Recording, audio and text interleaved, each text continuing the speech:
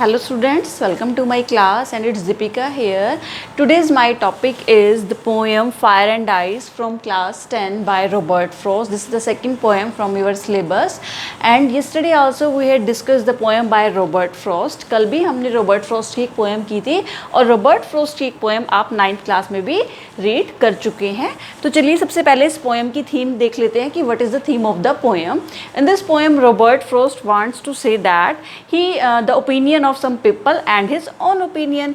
Robert frost बता रहे हैं उनका क्या ओपिनियन है कि how the world will and, कि वर्ल्ड किस तरह से एंड होगा. और इस पोएम में उन्होंने कुछ और लोगों का ओपिनियन भी दिया है कि उनके अकॉर्डिंग ये वर्ल्ड किस तरह से एंड होगा. तो कुछ लोगों का ओपिनियन तो ये है कि जो वर्ल्ड है वो फायर से एंड होगा end some people say that the world will end by ice. Means कुछ लोग कह रहे हैं कि वर्ल्ड आग से और कुछ कह रहे हैं आइस से. तो आपको इनके लिटरल मीनिंग पे नहीं जाना है. मीन्स फायर का मतलब आग होता है, आइस का मतलब बर्फ़. तो इट मीन्स ये नहीं है कि वर्ल्ड आग से या बर्फ़ से ख़त्म हो जाएगा. No, here ice and fire are symbols of something. So first we have to look here the symbols of fire and ice. सबसे पहले हमें फायर और आइस का सिम्बल देखना है, तब हम इस पोएम को रीड करेंगे. So here fire is symbol of lust and desires. Fire का मतलब है इच्छाएं या फिर लालच. तो यहाँ पे फायर सिंबल्स किसका हुआ? लस्ट एंड डिज़ायर्स का. एंड आइस किसका सिंबल है? Hatred, war and apathy. Means किसी से नफरत का या फिर युद्ध का, या एपैथी मीन्स इमोशनलेस हो जाना. तो पोइट ने इन्हीं दो सिंबल्स को ध्यान में रखते हुए इस पोएम को लिखा है. And it is a very short poem having only 2 stanzas. तो ओके, आज हम पढ़ेंगे इसका first stanza and then second stanza. The first stanza is Some say the world will end in fire, some say in ice. From what I have tasted of desire, I hold with those who favor fire. तो fire and ice का symbol आपको clear हो चुका है कि what is the meaning of fire in this poem and what is the meaning of ice. Some say, here some say means कुछ लोग. अब वो कुछ लोग कौन सी कैटेगरी के हैं इसके बारे में मेंशन क्लियरली नहीं है इस पोएम में. तो पोइट कहना चाह रहा है कि कुछ लोग ये कहते हैं कि कुछ लोगों का ओपिनियन ये है कि वर्ल्ड फायर से एंड होगा, कि एक दिन ऐसा आएगा कि फायर से, फायर का मतलब डिज़ायर से ये वर्ल्ड एंड हो जाएगा. फायर का इफेक्ट आपको पता है कि फायर का क्या इफेक्ट होता है. The fire has the effect, the same effect lust and desires have in our life. कि जो इफेक्ट फायर का हमारे ऊपर होता है वही इफेक्ट लस्ट एंड डिज़ायर्स का है. What is the effect of the fire? जब फायर लगती है, जब आग लगती है तो क्या होता है? सब कुछ डिस्ट्रक्ट हो जाता है, डिस्ट्रॉय हो जाता है. सिमिलरली अगर हम बहुत ज़्यादा लस्ट, बहुत ज़्यादा लालच रखते हैं किसी चीज़ के लिए, या डिज़ायर्स हमारी डे बाय डे बढ़ती जा रही हैं, तो वो एंड में जाके डिस्ट्रक्शन का कारण हो सकती हैं. सो किसी भी चीज़ की अति होना मीन्स किसी भी चीज़ की एक्सट्रीम तक जाना बहुत ज़्यादा गलत होता है. यही इस पोएम की थीम है. तो पोइट कह रहा है कि वर्ल्ड फायर से एंड होगा, मीन्स लालच से, इंसान की लालच से, इंसान की इच्छाओं से एक दिन ये वर्ल्ड एंड हो जाएगा. सम से इन आइस, लेकिन कुछ लोग कहते हैं कि नहीं नहीं, वर्ल्ड तो आइस से एंड होगा. आइस मीन्स वार से. ऐसा कुछ होगा कि बिटवीन कंट्रीज या अमंग कंट्रीज क्या हो जाएगा? युद्ध छिड़ जाएगा, देशों के बीच में युद्ध होगा और ये वर्ल्ड एंड हो जाएगा. या फिर नफरत से, लोगों के बीच में आपस में नफरत बहुत बढ़ती जा रही है, प्यार खत्म हो रहा है. एंड एपैथी मीन्स लोग इमोशनलेस होते जा रहे हैं. तो कुछ लोगों का मानना है कि वर्ल्ड आइस से एंड होगा, मीन्स हेटर्ड से एंड होगा.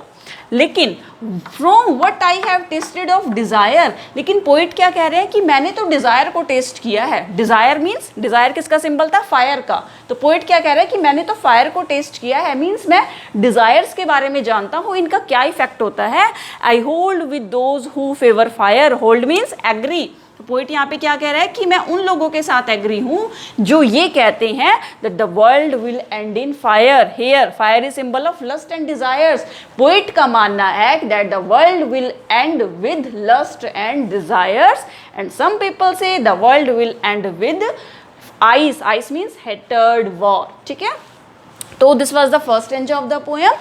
Now we will discuss the second stanza of the poem.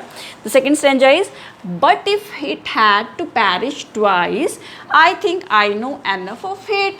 अब पोइट यहाँ पे बात कर रहा है. देखिए फर्स्ट स्टैंजा में तो पोइट ने अपना ओपिनियन दे दिया कि मेरे अकॉर्डिंग ये वर्ल्ड तो फायर से ही एंड होगा, मीन्स लालच से और इच्छाओं से। लेकिन इस स्टैंजा में अब पोइट क्या कह रहा है?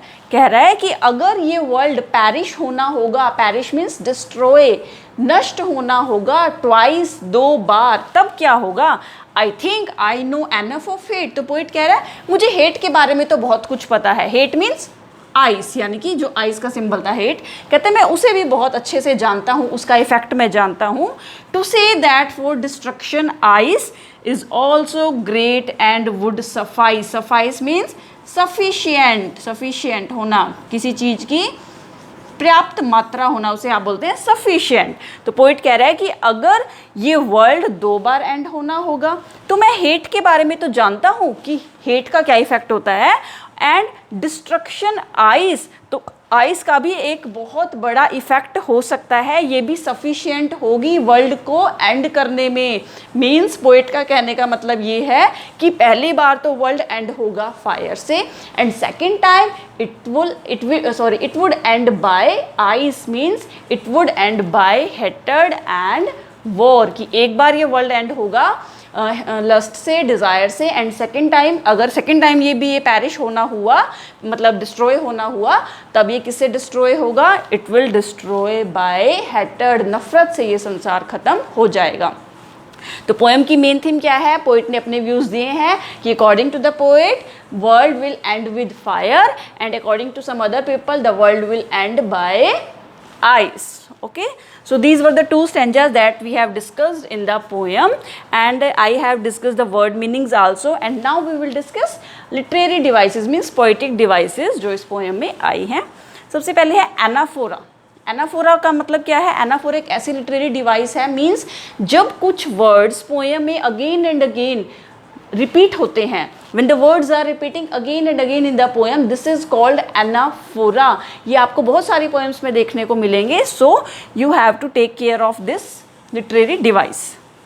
सम से, अब इस लाइन में देखिए फर्स्ट स्टैंजा की first line, some say, here in the second line also some say, so सम से ये बार बार रिपीट हो रहा है, so this is called anaphora. आपके पास जब एग्जाम में आते हैं ये कॉम्प्रिहेंशन आ जाते हैं ना पोएम के, तो उसमें क्वेश्चन पूछ लिया जाता है कि what is the literary device used in this line, कोई भी लाइन आपको दे दी जाती है और उसमें जो लिटरेरी डिवाइस यूज हुई है उसके बारे में पूछ लिया जाता है।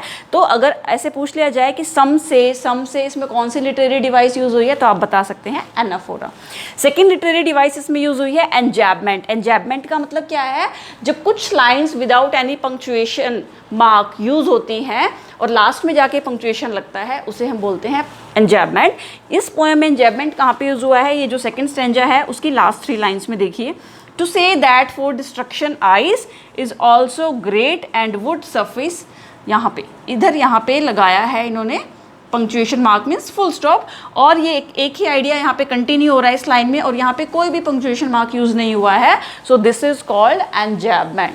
And third literary device is alliteration. What is alliteration? Repetition of consonant sounds. कहाँ पे हो रही है कॉन्सोनेंट साउंड्स की रेपिटिशन? यहाँ पे सम से किसकी आवाज आ रही है? यहाँ पे स।